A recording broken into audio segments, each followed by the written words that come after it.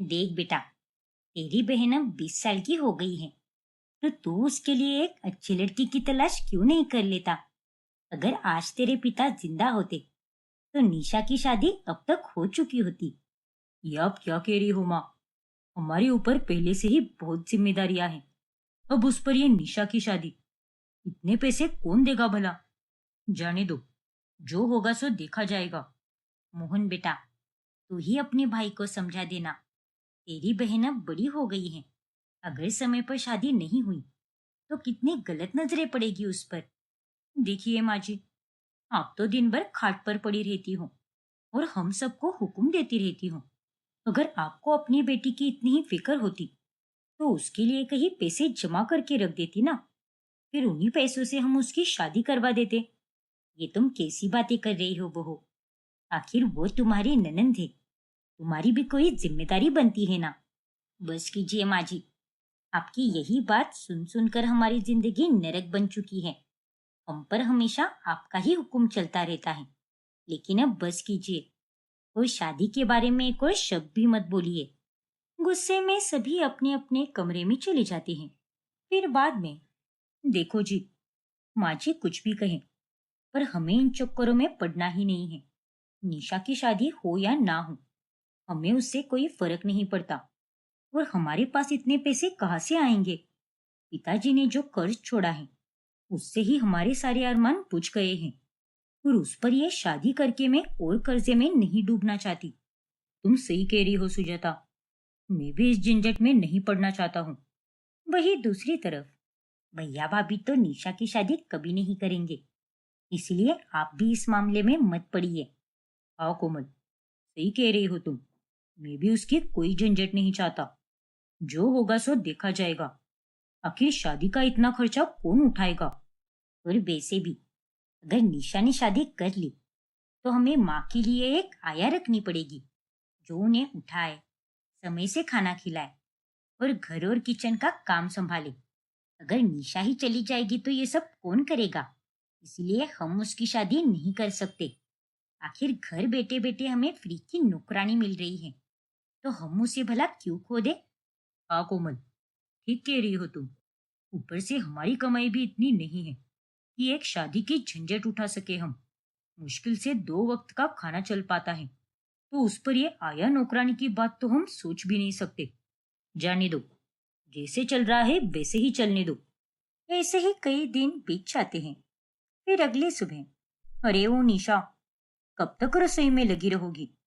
सारा काम खत्म हो गया या अब भी कुछ बाकी है? जल्दी से मेरे लिए गर्मा गर्म चाय बनाकर लेकर आओ। और हाँ, मेरे लिए भी कुछ चटपटा बना कर दे देना। एक काम करो, आलू चाट कर ही बना कर दे दो मुझे। जी भाभी, अभी बनाकर लाती हूँ मैं। और हाँ, ज्यादा समय मत लगाना, सर दर्द कर रहा है मेरा। जी भाभी, मैं तुरंत बनाकर लेकर आऊंगी। बस 10 मिनट दीजिए मुझे। फिर निशा रसोई में चली जाती है और देखती है तो पूरा किचन बिखरा पड़ा रहता है। बर्तन भी बहुत गंदे होते हैं। मैंने तो अभी थोड़ी देर पहले ही सारे बर्तन धुलकर रखे थे, फिर इतने सारे बर्तन कैसे हो गए यहाँ पर? भाभी को चाय देनी है, कोमल भाभी के लिए खाना भी बनाना है, और यदि देर हुई तो वो दोनों मुझ पर गुस्सा कर देगी। जल्दी जल्दी सारे बर्तन साफ कर लेती हूँ, तभी आगे कुछ बना पाऊंगी मैं। फिर जल्दी जल्दी में निशा सारे बर्तन धोने लगती है और उसी में कुछ समय बीत जाता है। मैंने उससे 1 कप चाय मांगी थी और अभी तो पूरा आधा घंटा निकल गया है और अभी तक चाय नहीं आई मेरी। रुको, अभी उसकी खबर लेनी पड़ेगी मुझे। लगता है ये लड़की किचन में जाकर सो गई है। अरे हमारी बातों से उससे अब कोई फर्क भी नहीं पड़ता शायद। चलिए भाभी, अभी जाकर उसे सबक सिखाते हैं। हाँ हाँ बिल्कुल, चलो। इतना कहकर वो दोनों रसोई में चली जाती हैं। क्या चल रहा है निशा तुम्हारा? मैंने तुम्हें कहा था कि चाय लेकर आओ, और अब कितना समय हो गया है? पूरा आधा घंटा निकल गया है, तो अभी तक मेरी चाय क्यों नहीं बनी? माफ कीजिए भाभी, दरअसल रसोई बहुत गंदी थी, एक बर्तन भी साफ नहीं था, इसीलिए मुझे पहले सारे बर्तन धोने पड़े। लेकिन आप चिंता मत कीजिए, मैं तुरंत आप दोनों को चाय नाश्ता बना कर देती हूँ। बस कुछ और समय दीजिए मुझे। अरे कितना झूठ बोलती है तू। भाभी, किचन में एक भी बर्तन गंदा नहीं था। मैं खुद यहाँ पर थोड़ी देर पहले ही आकर गई थी। अच्छा, तो तुम काम नहीं करने का बहाना बना रही हो ना? रुक जा, अभी सबक सिखाती हो तुम्हें। फिर सुजाता निशा को एक थप्पड़ मारती है। देखो निशा, अगली बार भी अगर मैंने कुछ कहा और तुमने समय पर काम नहीं किया तो तुम्हारी खैर नहीं। आगे से कोई बहाना नहीं चलेगा, समझी कि नहीं? बिल्कुल सही कहा आपने दीदी। अगली बार से इसने अगर कुछ ऐसा ही किया तो इसका हाल हम और बिगाड़ देंगे और तभी जाकर इसकी सारी अकल ठिकाने पर आ जाएगी। फिर वो दोनों वहां से चली जाती हैं और निशा चुपचाप रसोई में काम में जुट जाती है। मैंने तो कोई गलती भी नहीं की, फिर भी भाभी मुझे हमेशा गलत समझती है और मार बैठती है मुझे। फिर रसोई का सारा काम निपटा कर निशा अपनी माँ के पास चली जाती है। क्या हुआ बेटी? सुबह से दोपहर हो गई और तुमने अभी तक कुछ खाया भी नहीं क्या? और तुम्हारे गाल पर यह निशान कैसा है? भाभी ने मुझे थप्पड़ मारा माँ। हे भगवान, तू इतना क्यों सहती है बेटी? ये लोग इंसान नहीं है, जानवर है जानवर। अरे तू इन्हें जवाब क्यों नहीं देती? क्यों सहती है इतना? नहीं माँ, मैं भाई और भाभी को कोई जवाब नहीं देना चाहती। अगर मैं इन्हें कुछ कहूंगी तो मेरा गुस्सा वो आप पर निकाल देगी और वो लोग तो अपने ही है ना। मेरे साथ जो भी करें, मुझे उससे कोई दिक्कत नहीं है। पर आप तो ठीक हो ना? बस यही सोचकर मुझे बहुत खुशी मिलती है। पता नहीं भगवान जी मेरी भोली भाली बेटी को इतनी तकलीफ क्यों दे रहा है। मेरी दोनों बहुएं इतनी चालाक और लोमड़ी जैसी हैं कि वो तुम्हें जीने तक नहीं देती। पता नहीं तुम्हारी तकलीफ कब खत्म होगी बेटा। आप चिंता मत कीजिए माँ। कल शुक्रवार था ना, तो मैं कल मंदिर चली गई थी। आपको पता है, जब भाभी शॉपिंग पर जाती है तब मैं चुपके से मंदिर चली जाती हूँ और पुजारी जी की मदद भी करती हूँ। बहुत अच्छा किया बेटी। एक ना एक दिन भगवान जी तुम्हारी जरूर सुनेंगे।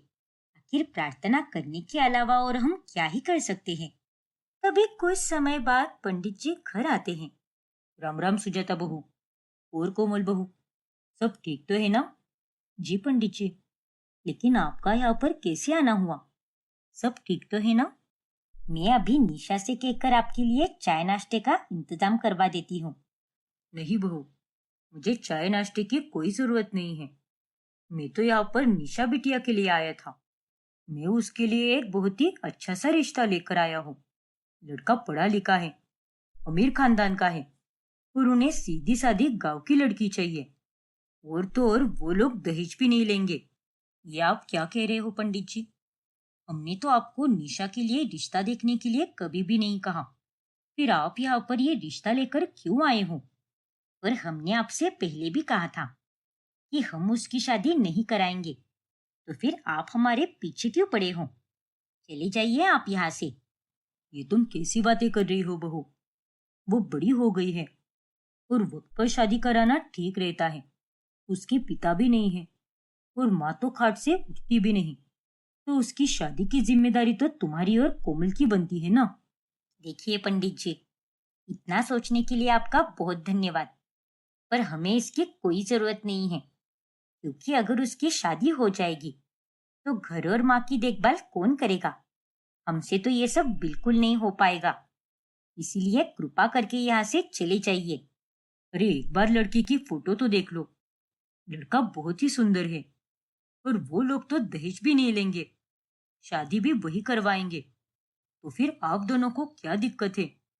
देखिए पंडित जी, वो लोग दहेज ले या ना ले, लेकिन हम उसकी शादी नहीं कराएंगे और अब आप यहाँ से जा सकते हो। पंडित जी उदास होकर वहां से चले जाते हैं और तभी उन्हें सुनैना मिलती है। अरे पंडित जी, आप लीलावती बहन जी के घर क्या करने गए थे और आप इतने उदास क्यों लग रहे हो? अब मैं आपको क्या बताऊं, ये दोनों बहुएं एकदम लालची और चालाक है। बेचारी निशा से हमेशा नौकरानी की तरह काम कराती रहती है और आज मैंने उसके लिए एक सुंदर और अमीर लड़के का रिश्ता लेकर आया था, लेकिन इन दोनों ने तो साफ मना कर दिया और कह रही है कि वो उसकी शादी कभी नहीं कराएंगे। आप बिल्कुल ठीक कह रहे हो पंडित जी। ये दोनों तो केवल पैसे और आराम में ही खुश रहती हैं। निशा दिन भर काम करती रहती है और फिर भी ये दोनों उसे हमेशा मारती रहती है। और इसीलिए मैं उसका भला करने के लिए ये रिश्ता लेकर आया था। वो बेचारी तो मंदिर में भी मेरी बहुत मदद करती है और उसके बाद तो घर आकर भी कितना काम करती है। भगवान जी इतनी भली बच्ची के साथ अन्याय नहीं कर सकते। आपने लाया हुआ रिश्ता बहुत अच्छा है, पर आप चिंता मत कीजिए। हम इतनी आसानी से हार बिल्कुल नहीं मानेंगे।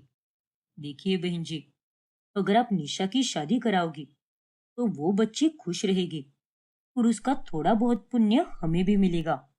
आप चिंता मत कीजिए पंडित जी। इस रिश्ते के लिए मैं इन दोनों बहुओं से हाँ करवा के ही रहूंगी। ठीक है बहन जी, मुझे आपकी बातों पर पूरा भरोसा है। पर वो दोनों बहुएं बहुत चालाक है, तो आप ऐसा क्या करोगी? आप मुझे कोई और फोटो दीजिए जो विकलांग और बदसूरत हो। हाँ, एक फोटो तो है। वो लड़का विकलांग है पर अरबपति है। तब तो हमारा काम बन ही जाएगा। फिर सुनैना वो फोटो लेकर सुजाता और कोमल के पास चली जाती है। अरे क्या कर रही हो सुजाता बहू? और ये क्या, इतनी दुबली पतली लग रही हो तुम। ढंग से खाना खाती नहीं क्या? कैसे खाऊं काकी जी? दिक्कत यही है कि घर में माँ जी बीमार पड़ी हैं और उनकी सेवा करते करते मेरा ये हाल हो गया है। मुझे तो ठीक से आराम तक नहीं मिल पाता। और नहीं तो क्या, अब आप तो देख ही रही हो कि हम दोनों दिन भर माँ जी की कितनी सेवा करती हैं। ऊपर से हम दोनों पर घर की सारी जिम्मेदारियां हैं।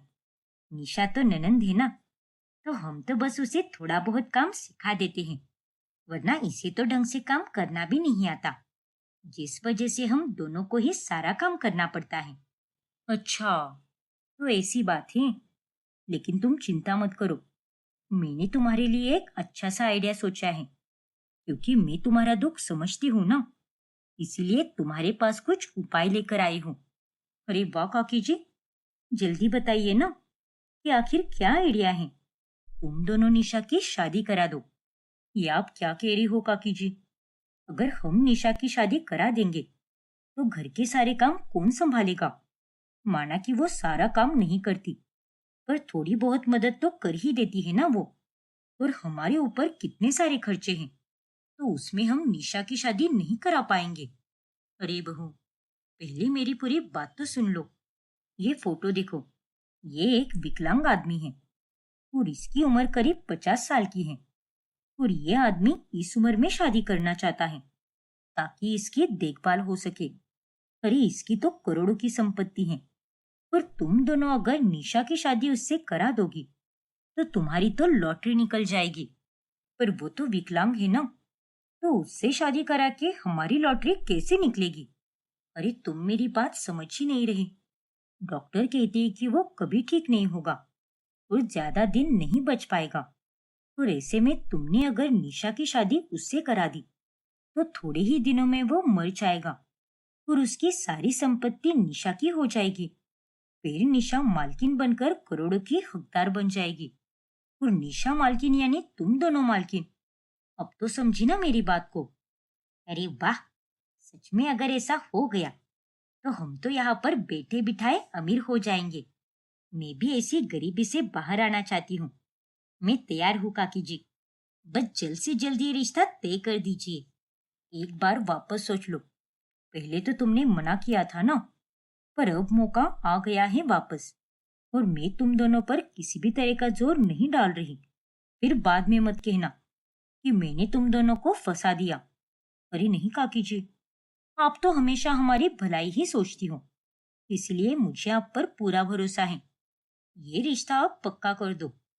निशा की शादी तो हम इससे ही कराएंगे, पर ये तो हम तय कर रहे हैं ना। अगर निशा ने इस शादी के लिए मना कर दिया तो क्या होगा? अरे उसकी चिंता तुम क्यों करती हो? उसकी भी चाबी है मेरे पास। मैं जैसा बोलूंगी वो वैसा ही करेगी। चलो अच्छा है, फिर मैं जल्दी ही लड़के वालों को बता देती हूँ। फिर कुछ ही दिनों में वो लोग रिश्ता लेकर आ जाएंगे। हाँ हाँ बिल्कुल, इस रिश्ते के लिए तो मेरे पति भी मान जाएंगे। कोई सवाल नहीं उठाएंगे वो दोनों। सुनैना मुस्कुराकर वहां से चली जाती है। इन लालची लोगों को कैसे सबक सिखाना है ये तो बस मुझे ही पता है। अब आगे आगे देखते जाओ। सुनैना की बातें सुनकर सुजाता और कोमल बहुत खुश होती हैं। वाओ कोमल, जैसे ही निशा और उस विकलांग की शादी हम करा देंगे, तब हम दोनों करोड़पति बन जाएंगे और मैं अपने लिए एक डायमंड का सेट खरीद लूंगी। मेरी सहेली के पास भी एक सेट है, जो दिखाकर वो मुझे बहुत चिढ़ाती रहती है। और अब तो मैं भी डायमंड का हार पहनूंगी और मैं भी चिढ़ाऊंगी उसे। हाँ दीदी, फिर मैं भी अपने लिए एक डायमंड का हार बनवा लूंगी और अपने मायके जाकर मैं सबको दिखाऊंगी कि मेरे पति कितने अमीर है। बस हम किसी तरह निशा को इस शादी के लिए राजी कर दे, फिर आगे जो होगा वो हम देख ही लेंगे। आप चिंता मत करो दीदी, ये तो हमारे बाएं हाथ का खेल है। आखिर करोड़पति बनने का इतना अच्छा मौका मिला है, तो ये चांस तो हम बिल्कुल नहीं गवा सकते। अरे क्या कर रही हो तुम? जल्दी से खाने को दे दो ना, बहुत जोर से भूख लगी है हमें। अरे जी 2 मिनट शांत रहिए, मैं आपको कुछ ऐसा बताने वाली हूँ जिससे आपकी भूख ही मिट जाएगी। अरे आखिर ऐसा क्या बताओगी तुम जिससे मेरी भूख मिट जाए? हाँ भाभी, जल्दी बताइए ना, आखिर ऐसी कौन सी न्यूज़ है? ये फोटो देखो, ये लड़का हमने निशा के लिए फाइनल किया है। कैसा है? और ये तो विकलांग है और इसकी एज भी 50 से ज्यादा लग रही है। इतना बूढ़ा आदमी, अरे इससे मैं अपनी बहन की शादी कैसे कराऊं? अरे भैया, आप इसकी उम्र पर मत जाइए, इसकी दौलत पर जाइए। ये तो करोड़ों का मालिक है और बीमार भी है। अगर हमने निशा की शादी इससे करा दी तो कुछ ही दिनों में ये मर जाएगा। डॉक्टर ने ही ऐसा कहा है और उसकी करोड़ों की संपत्ति हमारे हाथ आ जाएगी। अरे वाह, ये तो बहुत ही अच्छी बात है। शायद तुम दोनों ठीक कह रही हो, पर माँ और निशा इस शादी के लिए कभी तैयार नहीं होंगे। अगर हम ही तैयार हैं तो उन्हें भी तैयार होना ही पड़ेगा। चलो, हम अभी जाकर माँ जी से बात करते हैं। फिर वो चारों मिलकर लीलावती के पास जाते हैं। अरे क्या हुआ, तुम सब एक साथ कैसे आ गए? कोई खास बात करनी है क्या? तुम कहती थी ना माँ कि निशा की शादी के लिए कोई लड़का देखना चाहिए, तो मैंने एक लड़का देख लिया है। ये करोड़ों का मालिक है और हमारी निशा के लिए ये बिल्कुल सही है। जरा दिखाओ तो कैसा है लड़का। अरे ये क्या, ये भी कोई लड़का है? ये तो आदमी है आदमी। इसकी तो आधी उम्र तक बीत चुकी है और ये इसे कैसी हालत में बैठा है। नहीं नहीं, मैं ऐसे आदमी के साथ अपनी बेटी की शादी कभी नहीं कराऊंगी। अरे क्या माँ जी, आप भी, इसके पास करोड़ों की संपत्ति है और वो हमसे दहेज भी नहीं लेंगे, तो हमें ही फायदा होगा ना। और माँ, आपकी राय जानने के लिए हम यहाँ पर नहीं आए हैं। हम तो आपको बस फैसला सुना रहे हैं। निशा की शादी इसी के साथ होगी। देख बेटा, तू इस घर में बड़ा है, तो सोच समझ कर ही फैसला करना। और निशा तो तेरी इकलौती बहन है ना, और तू है कि उसकी शादी ऐसे लड़के से कराना चाहता है। देखिए माँ, सुजाता ठीक कह रही है। हमारे पास अभी इतने पैसे भी नहीं हैं, और अगर ये रिश्ता हमारे दरवाजे पर आया है तो हमें इसे ठुकराना नहीं चाहिए। मैं ये रिश्ता मंजूर करता हूँ, हमें इससे कोई एतराज नहीं है। मोहन भी तैयार है और कोमल को भी कोई एतराज नहीं है। और माँ जी, हम आपको 2 दिन का वक्त दे रहे हैं, आप लोग तैयार हो जाइए, फिर उसके बाद मैं लड़के वालों को बुला लूंगी। इतना कहकर वो लोग वहां से चले जाते हैं और उनकी बातें निशा भी सुन लेती है और वो रोने लगती है।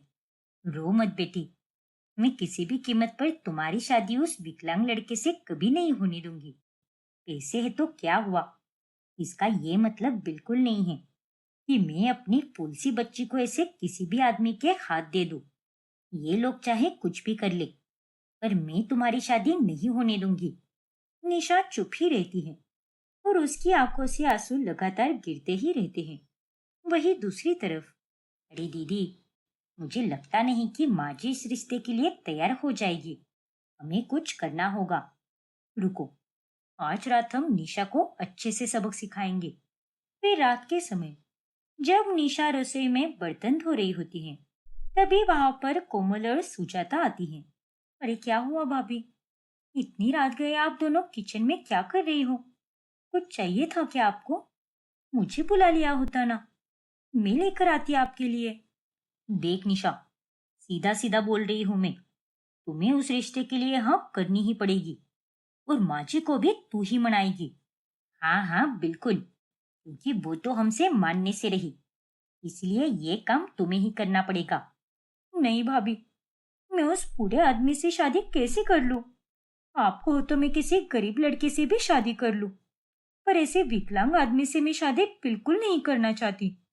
देख निशा, अगर तूने ना की तो तेरी माँ की खैर नहीं, ना तो हम उसे समय पर खाना देंगे ना ही दवाई देंगे। दिन रात हम उन्हें टॉर्चर करेंगे। अब भी समय है, सोच लो एक बार। अरे नहीं भाभी, ऐसा कुछ भी मत कीजिए, आखिर वो आपकी सास है। अरे हमारी सास है तो क्या हुआ, वो तुम्हारी माँ भी तो है ना। और अगर तुम्हें ही अपनी माँ की फिक्र नहीं है, तो उसमें हम क्या कर सकते हैं, है ना दीदी? हाँ हाँ बिल्कुल, कोमल एकदम सही कह रही है। अगर तुम्हें ही अपनी माँ की कुछ भी नहीं पड़ी, तो हमें भी उनसे कोई मतलब नहीं है। अरे नहीं नहीं, मेरी माँ को आप कुछ भी मत कीजिए। ठीक है, मैं इस रिश्ते के लिए तैयार हूँ। बस यही तो सुनना चाहते थे हम। अब जा अपनी माँ के पास और बता दे उन्हें कि तू ये रिश्ता करना चाहती है, और ये भी कह दे कि तुझे गरीबों वाली जिंदगी नहीं जीनी, इसलिए तू अब पैसे वाले आदमी से शादी करना चाहती है। समझी कि नहीं? अरे नहीं भाभी, मैं ऐसा नहीं कह पाऊंगी। नहीं कहेगी तो देख ले कि तेरी माँ के साथ क्या क्या होगा। अब फैसला तुम्हारे हाथ में है। इतना कहकर वो दोनों वहां से चली जाती हैं। हे भगवान, अब मैं क्या करूं? मेरी ये बातें सुनकर तो माँ का दिल टूट जाएगा। अपने आप को संभाल कर निशा अपनी माँ के पास चली जाती है। क्या हुआ बेटी, इतनी रात हो गई है, सोई नहीं क्या तू अभी तक? और तेरा चेहरा इतना उतरा हुआ क्यों है? सब ठीक तो है ना? हाँ माँ, सब ठीक है।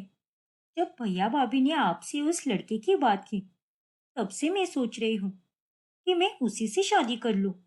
ये तो क्या कह रही है बेटी, इसे विकलांग लड़के से तू शादी कैसे कर सकती है? नहीं नहीं, बिल्कुल नहीं। विकलांग है तो क्या हुआ माँ, वो पैसे वाला तो है ना। और अब मैं ये गरीबों वाली जिंदगी नहीं जीना चाहती। दिन भर भाभी मुझसे नौकरानी की तरह काम करवाती है, गलती हो जाए तो डांटना कम और मारती ज्यादा है। और अब मैं आराम की जिंदगी जीना चाहती हूँ, नहीं रहना मुझे यहाँ पर। ये तुझे क्या हो गया है बेटी? पहले तो तूने कभी ऐसी बातें नहीं की, फिर आज अचानक से क्या हो गया? आखिर ये सब तो क्यों कह रही है? बस माँ, अब मेरी आंखें खुल गई हैं, और मैं उसी आदमी से शादी करना चाहती हूँ। इसलिए अब आप कुछ भी मत कहिए, और इस रिश्ते को मंजूरी दे दीजिए। निशा की ये बातें सुनकर अब लीलावती रोने लगती है। वही निशा चुपचाप खड़ी रहती है। देखा दीदी, जैसे हमने सोचा था वही हुआ। आखिरकार निशा ने बोल ही दिया। हाँ कोमल, हमारा प्लान बिल्कुल सफल रहा। अब तो बस ये शादी का दिन तय हो जाए, फिर उसके बाद तो हमारे मजे ही मजे हैं। फिर बाद में सुजाता सुनैना को कॉल करती है। हेलो सुनैना काकी, निशा रिश्ते के लिए तैयार हो गई है, अब आप शादी का दिन तय कर दीजिए। अरे वाह, ये तो बड़ी अच्छी बात है। फिर आने वाली पूर्णिमा को ही शादी रखते हैं। लड़के का नाम सुधीर है। तब तक सब हो जाएगा ना? हाँ काकी, सब आराम से हो जाएगा। इतना वक्त काफी है हमारे लिए। इतना कहकर सुजाता फोन रख देती है। क्या कहा काकी जी ने? इस आने वाली पूर्णिमा को शादी है, और इसमें बस एक ही हफ्ता बाकी है। चलो, हमें जल्दी से तैयारी करनी होगी। अरे क्या आप भी दीदी, हम इतना खर्च क्यों करें भला? हमें तो बस शॉर्टकट में शादी करानी है। मंदिर में ले जाकर सादी सिंपल शादी करा देते हैं, उतना ही हमारा खर्चा भी बच जाएगा। हाँ कोमल, ये बात तो तूने एकदम सही कही। देखते ही देखते सप्ताह बीत जाता है, और आखिरकार शादी का दिन आ ही जाता है। कितना वक्त हो गया है, लेकिन बारात अभी तक क्यों नहीं आई? पता नहीं दीदी, शायद रास्ते में ही होगी। तभी एक चमचमाती मर्सिडीज कार आकर रुकती है और अंदर से एक हैंडसम युवक उतरता है और उसे देखकर सभी लोग हैरान रह जाते हैं। ये कैसे हो सकता है? हमने तो विकलांग लड़का देखकर हाँ कहा था, लेकिन ये तो इतना सुंदर और जवान है। हाँ दीदी, हमारे साथ तो धोखा हुआ है। ये दूल्हा तो कोई और ही निकला। तभी वहां पर सुनैना आती है। अरे बहू, ये कोई असली दूल्हा नहीं है। ये तो उस विकलांग लड़के का छोटा भाई है। निशा के साथ फेरे तो यही लेगा, पर पत्नी तो वो सिर्फ विकलांग सुधीर की ही कहलाएगी। अच्छा, ऐसी बात है क्या? फिर ठीक है। ये सुनकर निशा का चेहरा उतर जाता है। हे भगवान, कैसी जिंदगी है मेरी। शादी छोटे भाई से होगी, लेकिन पत्नी मैं बड़े भाई की बनूंगी।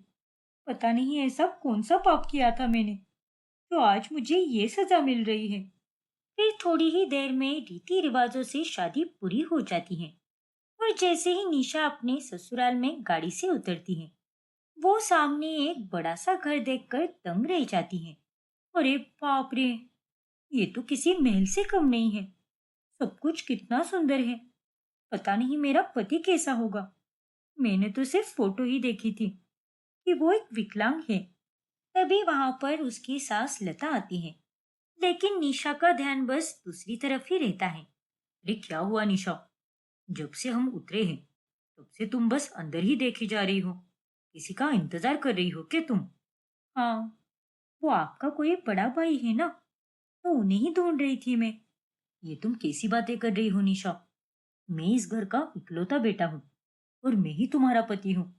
अंदर सिर्फ मेरी माँ, पिताजी और बहन है, और कोई भी नहीं है। ये कैसे हो सकता है? मेरा रिश्ता तो विकलांग लड़के से तय हुआ था, फिर ये इतना हैंडसम कैसे निकला? आखिर यहाँ पर क्या चल रहा है? मुझे तो कुछ समझ ही नहीं आ रहा। अरे कहाँ खो गई बहू? इधर देखो और अपना दाहिना पैर आगे करके घर में प्रवेश करो। कलश गिराकर निशा घर के अंदर प्रवेश करती है और जैसे ही निशा अपने कमरे में जाने लगती है, तभी उसकी ननंद अर्चना उसका रास्ता रोक लेती है।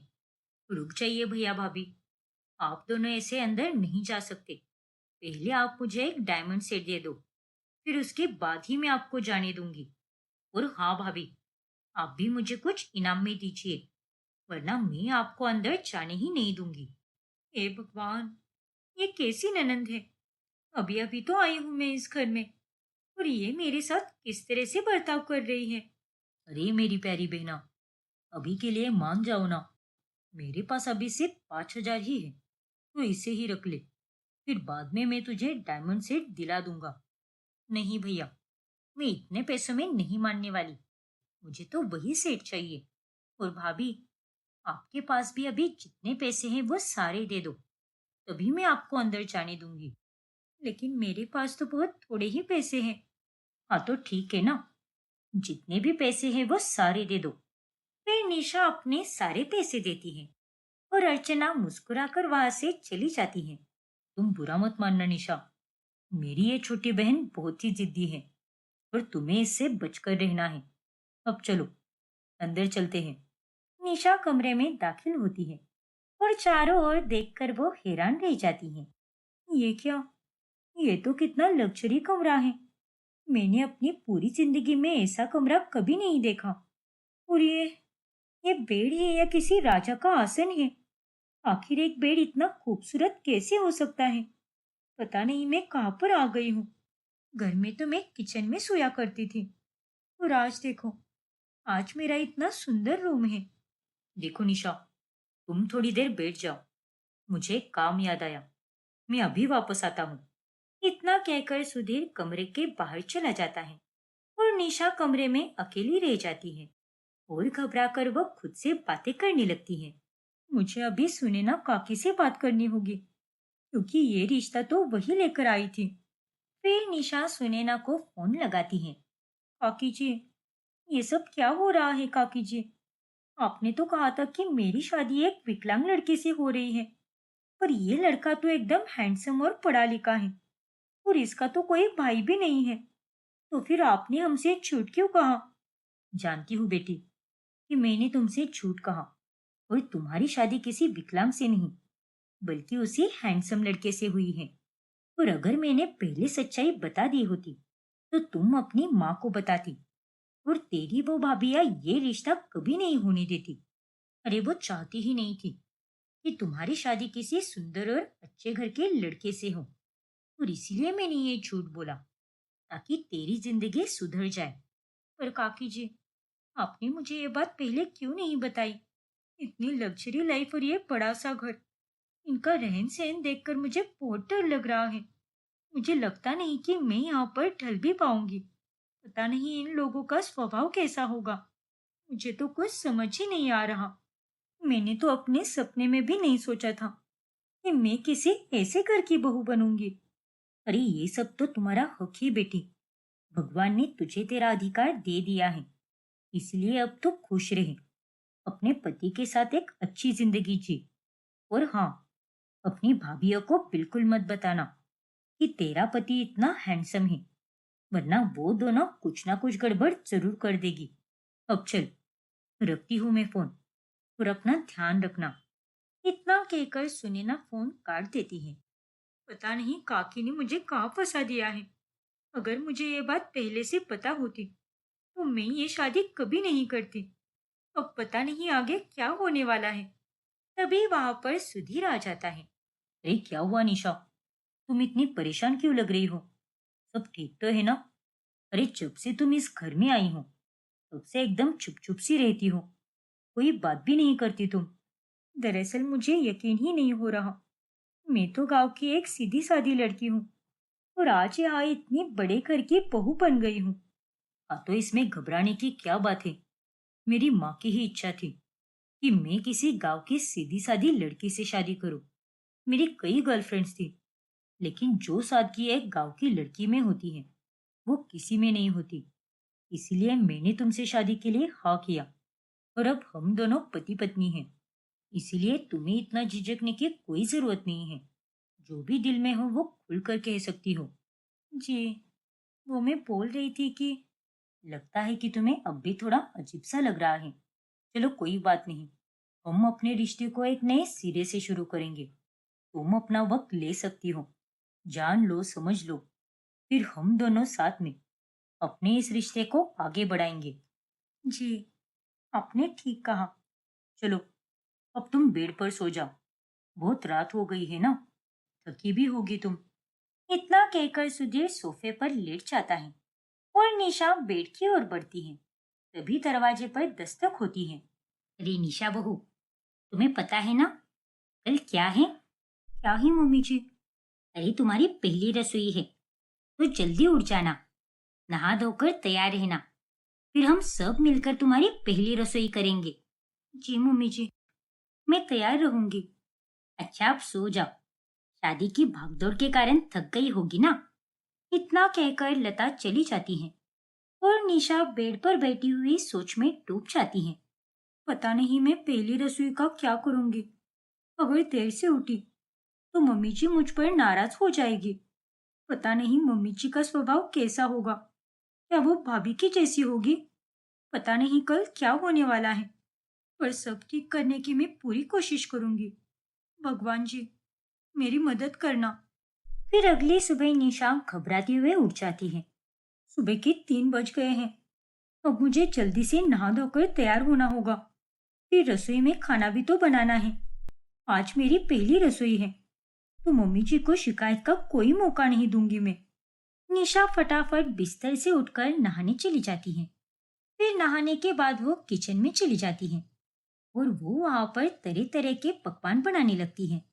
सब बनाकर रख दिया है, पर मम्मी जी और बाकी घर वाले तो अभी तक उठे भी नहीं हैं।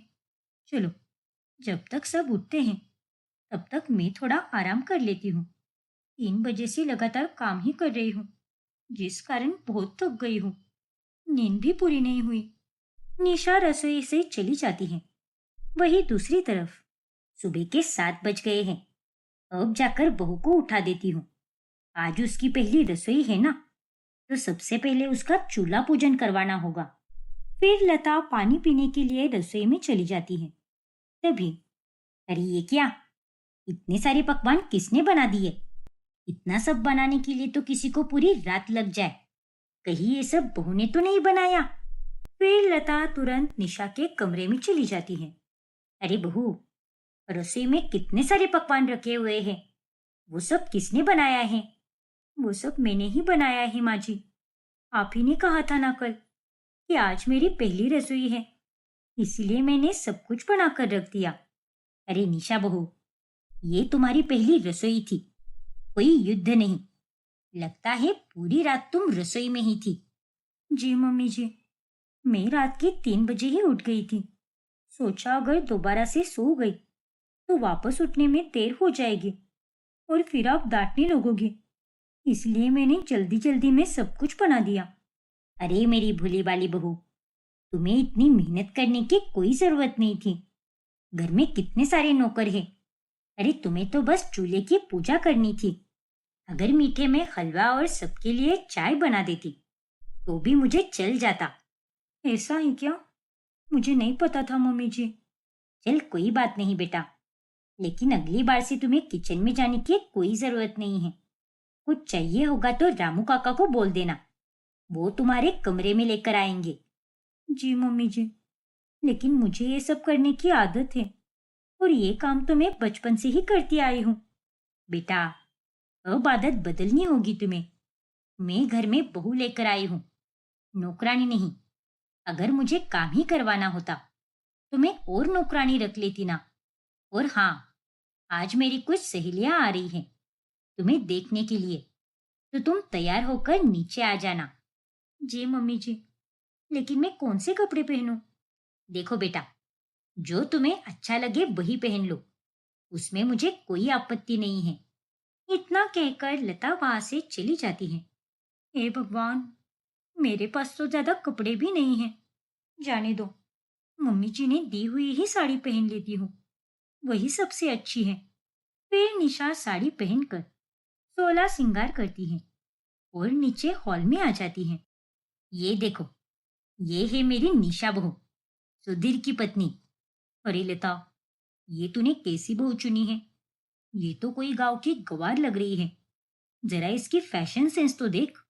अरे आजकल कौन सी लड़की इतनी भारी भरकम साड़ी पहनती है?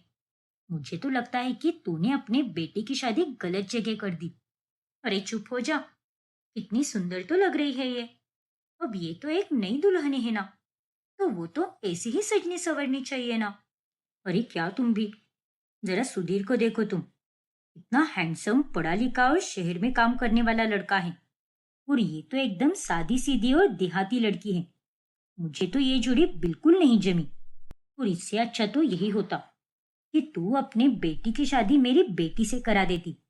कितनी मॉडर्न और पढ़ी लिखी है वो, ऊपर से कितनी सुंदर भी है वो। बस कर दी माँ, तुम्हारी बेटी को भी देखा है मैंने। हर दिन हाफ पैंट पहनकर 4-4 लड़कों के साथ बाइक पर घूमती रहती है।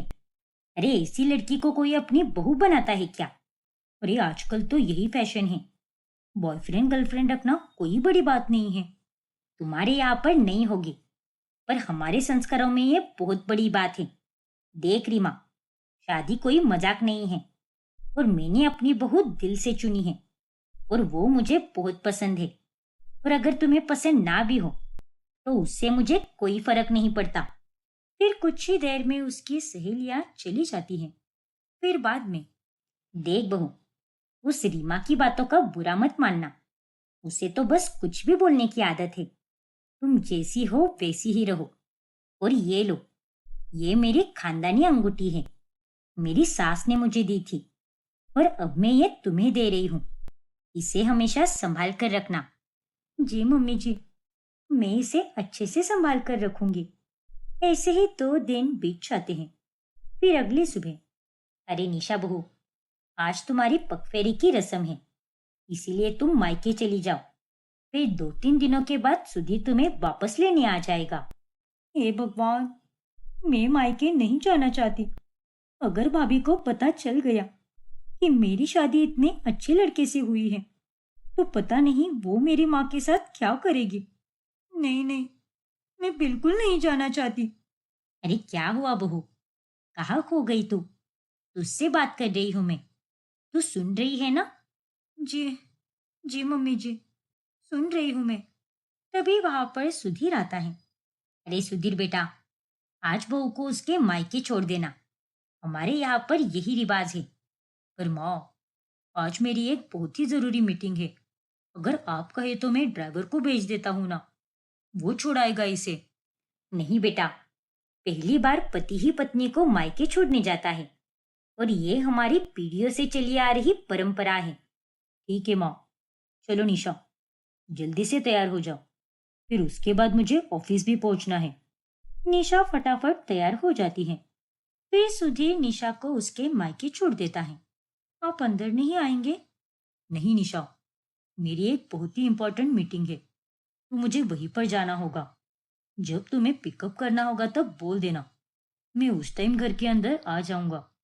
पर अब नहीं, अब मुझे बहुत देर हो रही है, वरना मैं तुम्हारी माँ और भाभीियों से मिलकर जरूर चला जाता। पर अभी के लिए मैं निकलता हूँ। इतना कहकर सुधीर वहां से चला जाता है।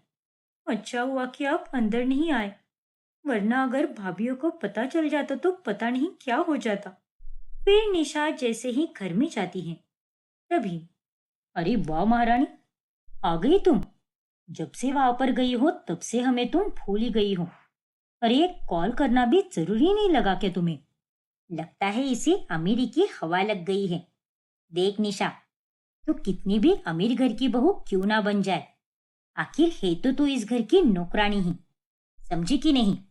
अब जा, मेरे और भाभी के लिए एकदम कड़क चाय बना कर ला और जल्दी आना। जी भाभी, मैं अभी लेकर आती हूँ।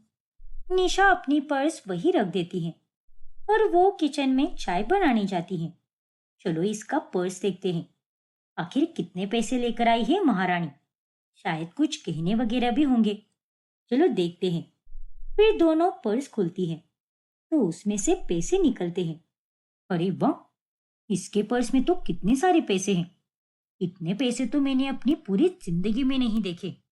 चलो भाभी, इसी पैसों से शॉपिंग करके आते हैं। अरे इतने दिनों बाद इतना पैसा मिला है, तो क्यों ना हम लोग अपने लिए अच्छे अच्छे कपड़े और साड़ियाँ खरीद ले। आखिर हमने भी तो शादी के काम में कितनी मेहनत की है, तो थोड़ा इनाम तो हमें मिलना ही चाहिए ना। फिर वो पैसे लेकर सुजाता और कोमल बाजार की तरफ निकल जाती है और तभी वहां पर निशा चाय लेकर आती है। अरे, ये भाभिया कहाँ चली गई? एक काम करती हूँ, ये चाय माँ को ही दे देती हूँ। फिर निशा लीलावती के पास चली जाती है। मैं आ गई माँ, ये चाय पी लो और मुझे माफ कर दो। तू मुझसे बात ही मत कर निशा, तूने मेरा दिल तोड़कर ये शादी की है, इसलिए मैं तुझसे अभी तक नाराज हूँ। इस चाय से मैं बिल्कुल नहीं मानने वाली। देखिए माँ, भाभी और भैया तो घर पर नहीं है, तो मैं आपको एक सच्चाई बता देती हूँ। जिससे मेरी शादी हुई है वो कोई विकलांग लड़का बिल्कुल नहीं है, बल्कि वो तो एक अच्छा खासा लड़का है। और सभी को यही बताया गया कि वो मेरा देवर है, और ये सब काकी की साजिश थी, ताकि भाभी लोग मेरी शादी के लिए तैयार हो जाए।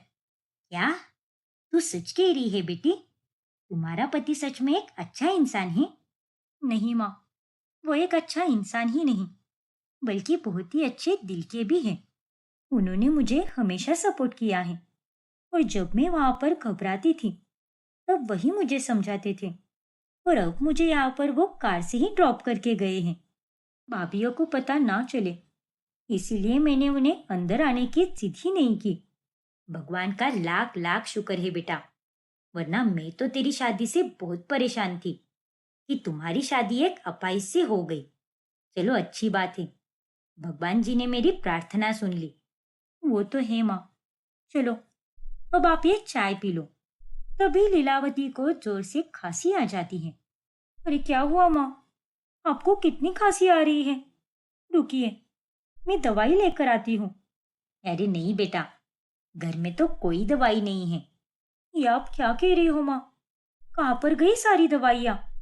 भैया भाभी ने नहीं लाई क्या? नहीं बेटा, तुम्हारी भाभीियों ने सारी दवाई उठाकर फेंक दी। वो कहती है कि अब इन दवाइयों की कोई जरूरत नहीं है। जाने दो, कोई बात नहीं माँ, मैं आपके लिए दवाई लेकर आती हूँ। माँ जी ने आते वक्त मुझे कुछ पैसे दिए थे। फिर जब निशा अपना पर्स देखती है तो उसमें 1 रुपया भी नहीं होता। पर ये क्या, मेरे पास तो 1 रुपया भी नहीं है। मेरे सारे पैसे कहाँ खो गए? तुम्हारी लालची भाभीयों ने सारे पैसे निकाल लिए होंगे और गई होगी शॉपिंग करने। तो अब मैं क्या करूँ माँ? आपके लिए दवाई कहाँ से लेकर आऊं? एक काम करती हूँ, बड़ी भाभी के कबर्ड में पैसे होंगे तो वहीं से ले लेती हूँ। फिर निशा सुजाता के कमरे में जाती है और अलमारी खोलकर वहां से 50 रुपए निकालती है और मेडिकल जाकर वो दवाई लेकर आती है। ये लो माँ, ये दवाई खा लो, इससे आपको ठीक लगेगा। दवाई के कारण लीलावती की खांसी थोड़ी कम हो जाती है। तू सच में बहुत गुनी है बेटी। तुम्हारे आते ही मेरे सारे दुख दूर हो गए। जब से तुमने शादी के लिए हाँ कहा था, मैं चैन से सो भी नहीं पाई। पर अब मुझे कोई चिंता नहीं। अब तो मैं आराम से सो पाऊंगी। इसी बीच सुजाता और कोमल शॉपिंग से घर लौटती है। देखो ना कोमल, मेरी ये सैंडल कितनी अच्छी लग रही है ना? हाँ भाभी, और ये देखो मेरी साड़ी, जो हमारे पूरे गांव में किसी के पास नहीं होगी। बहुत ही सुंदर है। सब कुछ कितना अच्छा मिला ना। चलो अब इसे अलमारी में रख देते हैं। सुजाता अपनी खरीदी हुई चीजें लेकर कमरे में जाती है और तभी मेरी अलमारी कैसे खुल गई? किसने खोला होगा इसे? फिर सुजाता गुस्से में बाहर आती है। किसकी हिम्मत हुई मेरी अलमारी खोलने की? दरअसल भाभी, माँ को बहुत खांसी आ रही थी और दवाई के लिए मेरे पास 1 रुपया भी नहीं था। आपने ही मेरे सारे पैसे निकाल लिए थे, तो मैंने मजबूर होकर आपकी अलमारी खोली और वहां से बस 50 रुपए ही ले लिए। माँ के लिए दवाई लानी थी ना, इसीलिए। तेरी इतनी हिम्मत! एक दिन में ही इतनी चालाकी सीख ली तूने कि बिना मुझसे पूछे तूने मेरी अलमारी को छुआ। रुक जा, अभी तेरी खाल उधेड़ देती हूँ मैं। इसकी जुबान तो देखो, एकदम तेज चलने लगी है। इसे तो सबक सिखाना ही होगा। और इसके हाथ में ये कैसी अंगूठी है जो इतनी चमक रही है? इसे तो मैं ही लूंगी। इतना कहकर कोमल वो अंगूठी छीन लेती है। नहीं भाभी, भगवान के लिए ये अंगूठी मुझे वापस दे दीजिए, क्योंकि ये अंगूठी मुझे मेरी सासू माँ ने दी है और वो मुझ पर बहुत गुस्सा करेगी। लेकिन वो दोनों उसकी कुछ भी नहीं सुनती। ऐसे ही कुछ दिन बीत जाते हैं और सुजाता और कोमल फिर से निशा के साथ क्रूरता से पेश आने लगते हैं। तू यहाँ पर क्यों आई बेटी? चली जा वापस। ये लोग जल्लाद हैं। अरे ये तो तुझे ढंग से जीने भी नहीं देंगे। आप चिंता मत कीजिए माँ। सुधीर जी ने कहा था मुझसे कि वो मुझे लेने आएंगे, तो वो यहाँ पर किसी भी वक्त आ सकते हैं। फिर मैं उनके साथ चली जाऊंगी। अपना ध्यान रखना बेटी। फिर निशा वहां से चली जाती है और घर में किसी को बिना बताए ही वो वहां से निकल जाती है और वो सुधीर को कॉल करती है। अरे सुधीर जी, कहाँ रह गए आप? मैं कब से आपका इंतजार कर रही हूँ। आप आए क्यों नहीं यहाँ पर? मैं बस 5 मिनट में पहुंच रहा हूँ। तुम घर के बाहर ही खड़ी रहना। फिर 5 मिनट में सुधीर वहां पहुंच जाता है और निशा उस कार में बैठ जाती है। अरे क्या हुआ निशा, तुम इतनी मुरझाई सी क्यों लग रही हो? सब ठीक तो है ना? हाँ सुधीर जी, सब ठीक है, बस तबीयत थोड़ी खराब सी लग रही है। फिर घर पहुंचने के बाद, अरे ये क्या, तुम्हारे हाथ पर ये निशान कैसे आए? और आंखों के नीचे ये काले घेरे क्यों है भला? अरे ये सब क्या हुआ है तुम्हारे साथ? कुछ नहीं मम्मी जी, वो कल बाथरूम में मेरा पैर फिसल गया था और मुंह के बल गिर गई और ये उसी की चोटें हैं। देखो माँ, अगली बार इसे मायके मत जाने देना। देखा ना इसकी क्या हालत हो गई है। 2 दिन में ही ये कैसी लग रही है। अरे नहीं नहीं, ऐसा कुछ भी नहीं है। ये सब तो बस पैर फिसलने के कारण हुआ है। जैसा आप सोच रहे हो वैसा कुछ भी नहीं है।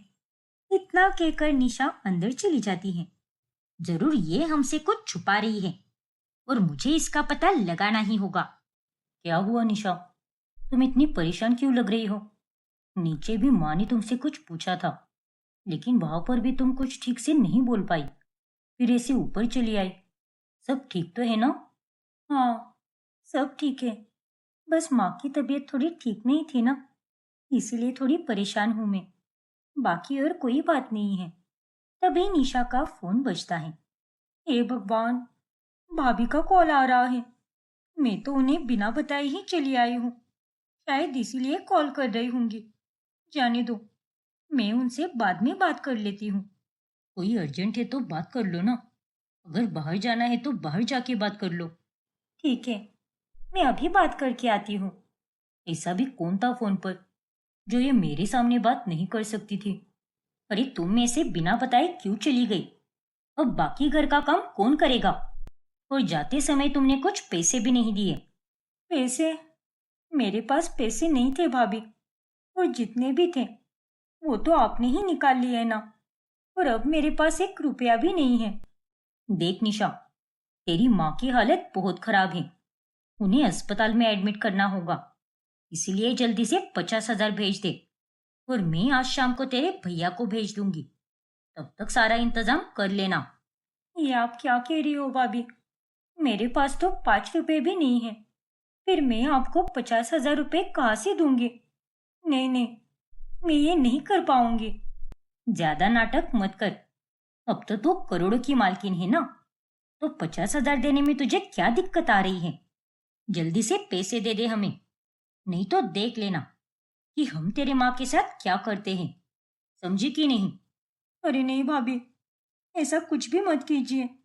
मैं देखती हूँ। फिर अगली सुबह। अरे क्या हुआ निशा, तुम इतनी चिंता में क्यों हो? कुछ चाहिए क्या तुम्हें? नहीं नहीं, कुछ भी नहीं चाहिए मुझे। आप जाइए अपने काम पर। फिर सुधीर वहां से निकल जाता है और निशा अब सोच में पड़ जाती है। अब मैं क्या करूं? 50,000 कहाँ से लाऊं? घर में तो मेरे पास 1 रुपया भी नहीं है। और ये तो मेरी माँ की जिंदगी का सवाल है। पता नहीं मैं क्या करूंगी। शायद माँ जी की तिजोरी में होंगे पैसे। अगर मैं चुपके से निकाल लूंगी तो किसी को कुछ पता भी नहीं चलेगा। तभी वहां पर लता आती है।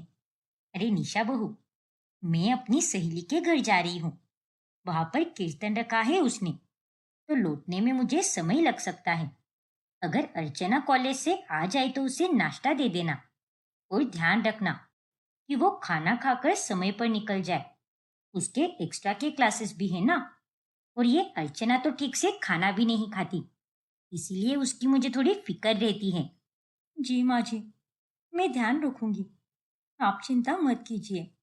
लता मुस्कुराकर वहां से निकल जाती है। अब तो मुझे माँ जी की तिजोरी में से पैसे निकालने ही होंगे, क्योंकि माँ जी भी घर पर नहीं होंगी। तो मैं पैसे आराम से निकाल पाऊंगी। फिर निशा लता के कमरे की ओर जाती है और वो तिजोरी खोलती है। चलो, पैसों का इंतजाम तो हो गया। अब बस किसी तरह भैया को दे दूं, और इस बात की किसी को भनक तक नहीं लगनी चाहिए। ठीक उसी समय घर के अंदर अर्चना आती है। अरे भाभी, कहाँ पर हो आप? मैं कॉलेज से आ गई हूँ। जल्दी से मेरे लिए खाना लगा दो ना। हाँ अर्चना, अभी देती हूँ। तुम फ्रेश हो जाओ। वो मुझे एक काम है ना, तो मैं थोड़ी ही देर में आती हूँ। तभी निशा को सुरेश का फोन आता है। क्या हुआ निशा? जल्दी से घर के बाहर आओ। मैं यहाँ पर और इंतजार नहीं कर सकता। हाँ ठीक है भैया, आप रुकिए, मैं अभी लेकर आती हूँ। तेज कदमों से निशा घर के बाहर चली जाती है। तभी खिड़की पर खड़ी अर्चना सब देख लेती है। अरे, ये कौन है जिसे भाभी पैसे दे रही है? शायद कोई अजनबी है। मुझे तो ठीक से कुछ दिख भी नहीं रहा, लेकिन भाभी उसे पैसे क्यों दे रही है? अरे कितना वक्त लगाया तुमने? चलो, अब जल्दी से पैसे दे दो। देखिए भैया, मैं आपसे हाथ जोड़कर विनती करती हूँ। माँ को अच्छे से रखना, उन्हें कुछ मत होने देना। मैंने सारा इंतजाम कर लिया है। देखो निशा, अगर तुम इसी तरह टाइम पर पैसे देती रहोगी तो मैं माँ का ध्यान भी अच्छे से ही रखूंगा। तुम्हें उनकी चिंता करने की कोई जरूरत नहीं होगी। वही दूसरी तरफ जब लता तिजोरी खोलती है, तभी अरे, मैंने तो यहीं पर 50,000 रुपए रखे थे, पर अब मुझे वो क्यों नहीं मिल रहे? मैंने तो सब जगह देख लिया, पता नहीं कहाँ चले गए। और मुझे तो अच्छे से याद है कि मैंने वो पैसे यहीं पर रखे थे। तभी वहां पर अर्चना आती है। अरे मम्मी, मैंने खिड़की से भाभी को देखा। वो किसी आदमी को पैसे दे रही थी, लेकिन मैं उसका चेहरा कुछ ठीक से नहीं देख पाई। पर मैंने उन्हें उस आदमी को पैसे देते हुए देखा है। देखो अर्चना बेटा, तुमने जो भी देखा वो मुझे बता दिया, पर ये बात तुम अपने भैया से बिल्कुल मत कहना। तेरे भैया भाभी का रिश्ता खराब करने का काम मत करना। अब तुम्हें भी समझना होगा कि वो इस घर की बहू है, और ऐसी बातें करके इस घर में कलेश पैदा मत करो। ठीक है मम्मी, लेकिन मैंने तो बस जो देखा वही बोला ना। मैं थोड़ी ना अपने मन का कुछ बता रही हूँ। क्या चल रहा है इस घर में? मेरी बेटी तो कभी झूठ नहीं बोलती, और बहू जब से मायके से आई है वो कुछ अलग सी ही लग रही है। मुझे इसका पता लगाना ही होगा। ऐसे ही कुछ दिन बीत जाते हैं। फिर एक दिन, देख सुधीर बेटा, तूने बहू से बात की कि नहीं वो तो मुझे नहीं पता, पर वो जब से मायके से आई है कुछ बदली बदली सी लग रही है। हर वक्त वो खोई खोई रहती है, जैसे कि वो हमसे कुछ छुपा रही है। ठीक है मम्मी, आज रात ही मैं उससे बात करता हूँ। देखता हूँ कि आखिर क्या मामला है। निशा अकेली ही बैठी होती है और तभी वहां पर सुधीर आता है। अब मैं क्या करूं? पता नहीं माँ की तबीयत कैसी होगी। भैया ने पैसे तो ले लिए मुझसे, पर पता नहीं उनका इलाज कराया कि नहीं। और अगर ये बात माँ जी को पता चल गई कि मैंने उनकी तिजोरी से 50,000 रुपये निकाले हैं, तो ना जाने वो क्या सोचेगी। हे भगवान, ये मैंने क्या कर दिया? कहाँ फंस गई मैं? अरे क्या हुआ निशा, तुम इतनी परेशान क्यों लग रही हो? सब ठीक तो है ना? जी कुछ नहीं, वो बस मेरी तबीयत कुछ ठीक नहीं लग रही थी, इसलिए मन ही नहीं लग रहा। हाँ तो इसमें घबराने की क्या बात है? हम दोनों पति पत्नी हैं, और अगर तुम्हें किसी बात की परेशानी है या फिर कोई दिक्कत है तो तुम मुझसे खुलकर कह सकती हो। मैं तुम्हारी मदद जरूर करूंगा। नहीं नहीं, ऐसी तो कोई बात नहीं है, मैं ठीक हूँ। देखो निशा, आज माँ भी मुझसे कह रही थी कि पिछले कुछ दिनों से तुम कुछ बदली बदली सी लग रही हो। अगर ऐसा कोई राज है तो तुम मुझे बता सकती हो। नहीं नहीं, ऐसी तो कोई बात नहीं है। और अगर माँ जी को ऐसा कुछ लग रहा था तो वह सीधे आकर मुझसे कहती ना। लेकिन मैंने आपसे कुछ भी नहीं छुपाया है, मेरा विश्वास कीजिए।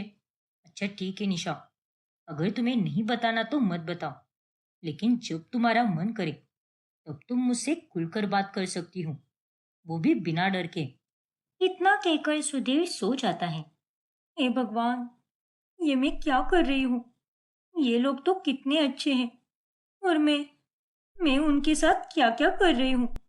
पर मैं और करती भी क्या? मेरी माँ की जान खतरे में थी और मेरे पास और कोई चारा नहीं था। फिर आधी रात में अचानक से निशा का फोन बजता है।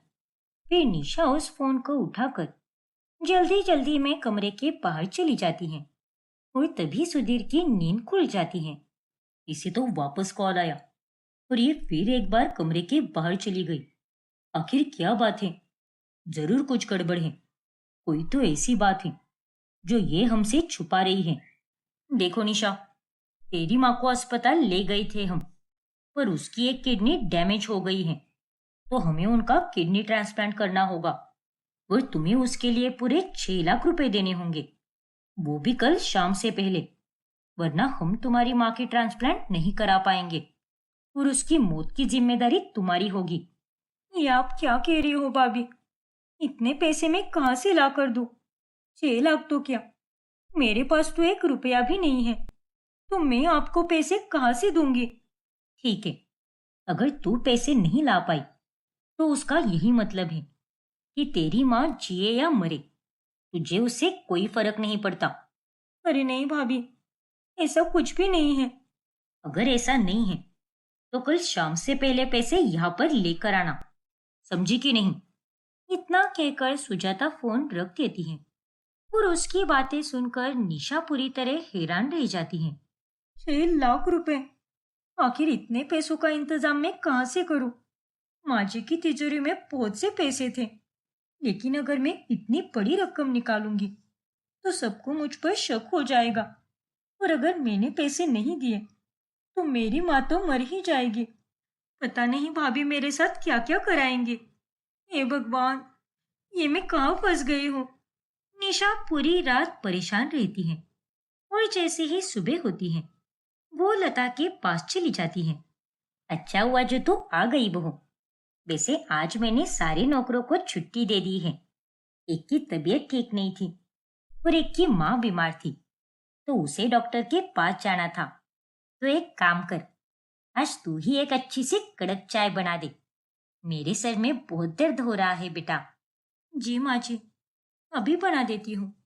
निशा रसोई में चली जाती है और तभी सुजाता का कॉल आता है। अरे तूने पैसों का इंतजाम किया या नहीं? आज 2 बजे से पहले पैसे जमा करने हैं। जी भाभी, मैं पैसे लाने की पूरी कोशिश करूंगी। पैसे लेकर ही आना, वरना आज तेरी माँ की अंतिम सांस होगी और उसकी जिम्मेदार तू होगी। निशा फोन पर बोलने में व्यस्त होती है और इसी बीच चाय का पतीला जल जाता है। अरे ये किचन से कैसी बदबू आ रही है? लगता है कुछ चल रहा है, अभी जाकर देखती हूँ। तभी लता रसोई में चली जाती है। अरे तू ये क्या कर रही थी बहू? पूरा पतीला जला दिया तूने। और तेरे हाथ की अंगूठी कहाँ गई, जो मैंने अपनी खानदानी अंगूठी दी थी? दरअसल माँ जी, नहाते समय वो अंगूठी गिर गई थी, इसलिए मैंने उसे अलमारी में रख दिया। बाद में पहन लूंगी मैं। और माफ करना माँ जी, वो मैं फोन पर बात कर रही थी ना, इसलिए चाय पर ध्यान ही नहीं गया और पूरा पतीला जल गया। लेकिन कोई बात नहीं, मैं आपके लिए दूसरी चाय बना देती हूँ। लेकिन बहू, तू ऐसे किससे बात कर रही थी जो तेरा ध्यान भी नहीं रहा कि तुम्हारी चाय जल रही है? एक दोस्त थी माँ जी, उसी से बात कर रही थी। आप बाहर जाकर इंतजार कीजिए ना, और मुझे बस 5 मिनट दीजिए, फिर मैं आपके लिए चाय बना कर लाती हूँ। अर्चना ने जो भी कहा उसमें सच्चाई है। कोई तो बात जरूर है जो बहू हमसे छुपा रही है। आज पूरा दिन उस पर नजर रखनी पड़ेगी। लता वहां से चली जाती है और वो एक कमरे में छिप जाती है। अब मैं भी देखती हूँ बहू कि तू घर में क्या क्या करती है। अरे, मम्मी जी तो कहीं दिखाई भी नहीं दे रही। अगर मैं अभी पैसे निकाल कर दे दूं, तो शायद माँ बच जाएगी। और जब तक सब लोग आएंगे, तब मैं आकर कह दूंगी कि शायद घर में कोई चोरी हुई है, जिससे किसी को मुझ पर शक भी नहीं होगा कि तिजोरी में से पैसे मैंने ही निकाले हैं। फिर निशा लता के कमरे में जाकर तिजोरी खोलकर 6 लाख रुपए निकालने लगती है और ये करते हुए उसे लता देख लेती है। इसका मतलब मेरी बेटी सच कह रही थी। पहले 50,000 रुपए गायब हो गई और अब तो ये पूरे 6 लाख रुपए निकाले जा रही है। पता नहीं कहाँ लेकर जा रही है ये पैसा, लेकिन मैं इसका पता लगा के ही रहूंगी। फिर लता सुधीर को फोन करती है। अरे कहाँ पर हो सुधीर बेटा? जल्दी से आ जाओ, मुझे घर पर कुछ अर्जेंट काम है। ठीक है मम्मी, बस 5 मिनट में पहुंचता हूँ। फिर कुछ ही देर में वहां पर सुधीर आ जाता है। अरे क्या हुआ मम्मी, आपने मुझे इतनी जल्दी क्यों बुलाया? अब मैं तुझे क्या बताऊं बेटा, बहू अभी अभी 6 लाख रुपए निकाल कर गई है, तो हमें उसका पीछा करना चाहिए। क्या? 6 लाख रुपए? तो फिर आपने उसको रोका क्यों नहीं? नहीं बेटा, आज मुझे पूरी सच्चाई जाननी है कि आखिर उसके दिमाग में क्या चल रहा है। ठीक है माँ, चलो। फिर वो दोनों निशा का पीछा करते करते निशा के घर तक पहुंच जाते हैं। अरे ये क्या भाभी, माँ तो यहाँ खाट पर सोई हुई है, तो आप लोगों ने मुझसे झूठ क्यों बोला कि माँ अस्पताल में है? आपने मुझसे 50,000 रुपए मंगवाए और अब तो ये 6 लाख रुपए मंगवाए। आखिर आप मुझे इतना बड़ा धोखा कैसे दे सकते हैं? अरे अब तो तू मालकिन बन गई है ना, वो भी करोड़ों की मालकिन, तो हमें भी ऐश करनी होगी ना। और मैं तो अब खुद के लिए एक डायमंड सेट बनवाऊंगी और मुझे तेरी माँ से कोई फर्क नहीं पड़ता। अरे इन पैसों में तो हम एक अच्छा सा घर लेंगे। तूने तो हमारी किस्मत बदल दी।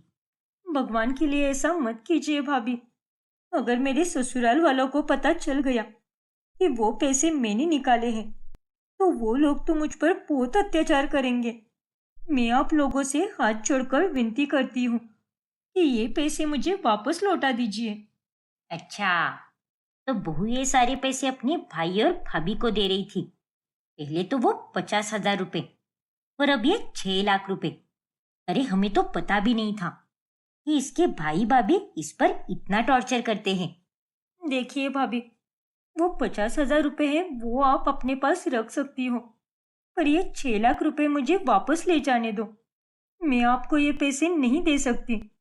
अरे चुप हो जा, अब ये पैसे तेरे नहीं हैं, मेरे हो गए हैं। तो फिर कम से कम मेरी वह दादी सास वाली अंगूठी तो वापस लौटा दीजिए। माँ जी ने कल ही मुझे उस अंगूठी के बारे में पूछा और मैंने उनसे झूठ कह दिया कि मैंने वो अंगूठी अलमारी में रख दी है। अरे चुप हो जा, तेरी जबान तो कुछ ज्यादा ही तेज चलने लगी है। रुक जा, अभी तुझे सबक सिखाती हूँ मैं। फिर सुजाता निशा को धक्का मारती है। अरे जल्ला दो, भगवान के लिए मेरी बेटी को छोड़ दो। कब तक तुम मेरी बेटी के साथ ऐसे करते रहोगे? जब से तुम दोनों इस घर में आई हो तब से उसे तकलीफ देते आ रही हो। पर अब बहुत हुआ। अरे क्या क्या कराओगी मेरी बेटी से? कितनी बार चोरी करवाओगे? अगर ऐसे ही चलता रहा तो इसके ससुराल वाले उसे घर से बाहर निकाल देंगे। चुप कीजिए माँ जी, हमें आपकी बकवास नहीं सुननी। हमें तो बस पैसों से मतलब है और इसीलिए हमने उसकी शादी एक बूढ़े और विकलांग आदमी से कराई है, ताकि वो हमारा कुछ भी बिगाड़ ना पाए और हम यहाँ पर आराम से रह सके। तभी वहां पर सुधीर और लता आती हैं। तुम्हारी हिम्मत कैसी हुई मेरी बहू के साथ ऐसा करने की? उसे ऐसे धक्का देते हुए तुम्हें शर्म नहीं आती क्या? अरे तुम लोगों ने आज तक जो भी किया बहुत गलत किया है। उसे पैसे चुराने के लिए मजबूर किया तुम लोगों ने, लेकिन मैं अब ये बर्दाश्त बिल्कुल नहीं करूंगा और तुम सबको तो मैं जेल में भिजवाऊंगा। मुझे माफ कर दीजिए माँ जी, मैंने अपने ही घर में चोरी की, लेकिन मैं और क्या करती, मुझे मजबूर किया गया था। शांत हो जाओ बेटी, तुमने कुछ बुरा नहीं किया है, इसीलिए तुम्हें माफी मांगने की भी कोई जरूरत नहीं है, क्योंकि असली गलती तो इन लोगों की है जो तुम्हें ये सब करने के लिए मजबूर कर रहे थे। अगर माफी ही मांगनी है तो उन्हें मांगनी चाहिए। नहीं माँ, इसकी कोई जरूरत नहीं है। अब तो ये सभी लोग जेल में सड़ेंगे। ऐसा मत कीजिए सुधीर जी, ये मेरे भाई भाभी हैं, थोड़ी दया कीजिए इन पर। हमें माफ कर दीजिए, हम अपने किए पर बहुत शर्मिंदा हैं। वैसे ये माफी तो बनती ही है, और थोड़ी शर्म कर लो। तुमने हमारी बहू को इतना टॉर्चर किया, फिर भी ये तुम लोगों को जेल नहीं भिजवाना चाहती। आपका बहुत बहुत धन्यवाद बहन जी। आपने मेरी बेटी को अपनी बेटी समझा और उस पर आपने दया दिखाई। आप चिंता मत कीजिए मम्मी जी, मैं सबकी दशा देख चुका हूँ और इसीलिए आज से आप हमारे ही घर में रहोगी, क्योंकि यहाँ पर आपका रहना ठीक नहीं है। हाँ हाँ, क्यों नहीं, हमारी बहू की खुशी में ही मेरी खुशी है और आज के बाद मेरी बहू कभी भी इस घर में कदम नहीं रखेगी। चलो निशा बेटा और लीलावती बहन जी, आप भी चलिए हमारे साथ। फिर लता और सुधीर निशा और लीलावती को अपने साथ घर लेकर जाते हैं और फिर उस दिन के बाद से निशा अपने ससुराल में खुशी से रहने लगती है।